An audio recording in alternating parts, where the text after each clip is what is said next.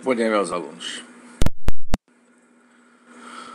Vamos começar a falar sobre dilatação dos sólidos. Bom, nós temos três tipos de dilatação nos sólidos: a linear, a superficial e a volumétrica. A linear, ela vai acontecer em barras metálicas, trilhos, fios. O que acontece? De acordo com a temperatura, se ela aumenta ou se ela diminui, o material ele vai aumentar ou diminuir de tamanho. Certo? Então vamos supor, eu tenho um trilho debaixo de um sol de 40 graus. Quer dizer, um trilho de um trem pela manhã, a temperatura está amena, está tranquila. Aí à tarde a temperatura aumentou. O tamanho daquele trilho vai aumentar com a temperatura, porque ele vai se dilatar. Então, a gente tem aqui a nossa fórmula de dilatação linear. ΔL é igual a L0 vezes alfa vezes ΔT, variação de temperatura. Onde nós temos aqui que o L0 é o comprimento inicial, esse alfazinho é o coeficiente de dilatação linear e o ΔT ou Δθ é a variação de temperatura. É a temperatura final menos a inicial. Esse ΔL nada mais é do que o comprimento final menos o comprimento inicial. Temos essa fórmula daqui também, mas é mais prático você usar essa daqui. Tá? Porque como ΔL é igual a L menos L0, se você quiser descobrir o L, descobre isso daqui primeiro, já tendo LO, e você descobre o L. E o que é esse coeficiente de dilatação linear?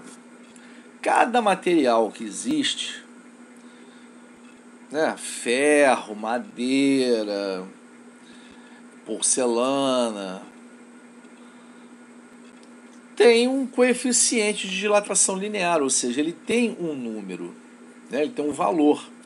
Esse coeficiente de dilatação linear é um valor que cada material tem.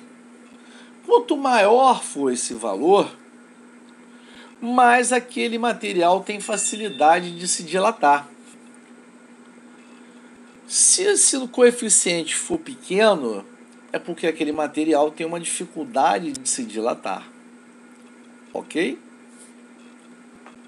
Então essa é a dilatação linear. A dilatação superficial, ela se dá em áreas, né? Vamos supor, uma chapa de ferro. Ela vai aumentar para um lado e vai aumentar para o outro, né? Vamos supor que isso aqui seria uma chapa. Ela aumenta para cá e aumenta para cá. Então vocês podem ver que a fórmula é praticamente a mesma. Vai mudar as letrinhas, né? Porque aqui a gente está lidando com uma coisa linear. Aqui a gente já está lidando com área. Então nós temos variação da área igual a área inicial vezes beta, que é o coeficiente de dilatação superficial, vezes ΔT ou Δθ. Ok? E na dilatação volumétrica é a mesma coisa, a mesma fórmula. Volumétrica é volume. Ou seja, ΔV igual a V0 vezes coeficiente de dilatação volumétrica vezes ΔT. Ok? E aqui, olha só, nós temos uma relação entre os coeficientes. O alfa, o beta, o gama. O beta, ele vale 2 vezes o valor de alfa. Já o gama, ele vale 3 vezes o valor do alfa. Tá ok?